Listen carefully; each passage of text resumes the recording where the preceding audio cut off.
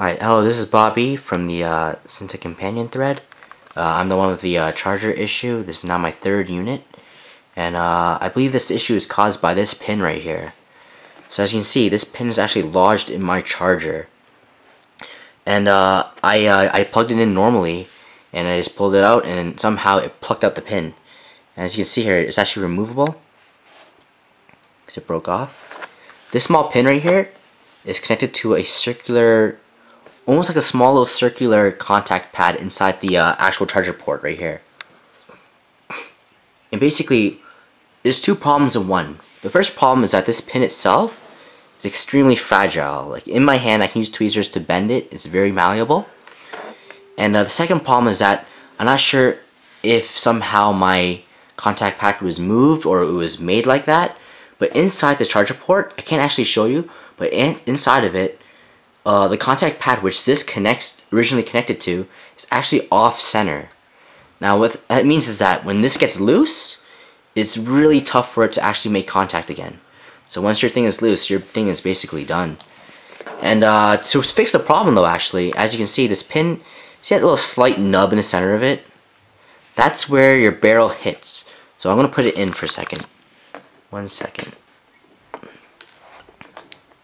Kind of hard to do this one-handed, sorry. Alright. Alright, see this, the longer side of that pin is where your barrel actually goes into.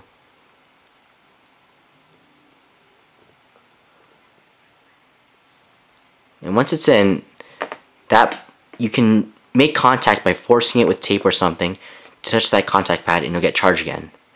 Now the problem is though that since that pin is actually very bendable, it could shorten the length over time. So what I actually did was reverse the sides,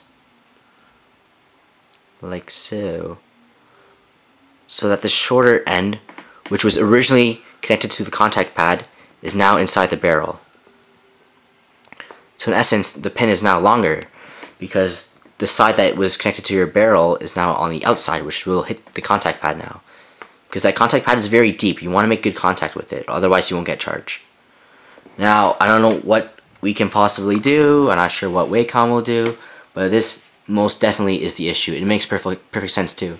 People have reported that they notice that their Cintiqs, before they screw up, they notice their Cintiqs get really hot. The heat, combined with just normal wear and tear, I suppose, will actually break off the pin, I suppose, and that could cause a loose connection. In addition to that, after people start noticing the charging issues, they notice that their Cintiq companion gets noticeably cool. That's because, you know, there's no contact being made anymore. So there could be the issue right there. I don't really know what we can do, but I'm just going to report this and see what comes out of it. It most definitely is this pin issue. And if I tape it back in, I'll get perfect charge no matter what, because that pin is now long enough, even though I artificially lengthened it, and it will make contact with the pad. So I'm not sure what you guys can do, but for me, if my warranty runs out, I will most likely be soldering this. It's possible, definitely. I can see the contact pad, so all I have to do is just open it up somehow, and then just solder that in there. Now, of course, your charger would be permanently in your Cintiq, and it looks kind of stupid, but it's the only solution I can really think of. Because don't get me wrong, this device is really good. It's a fantastic art device when it works.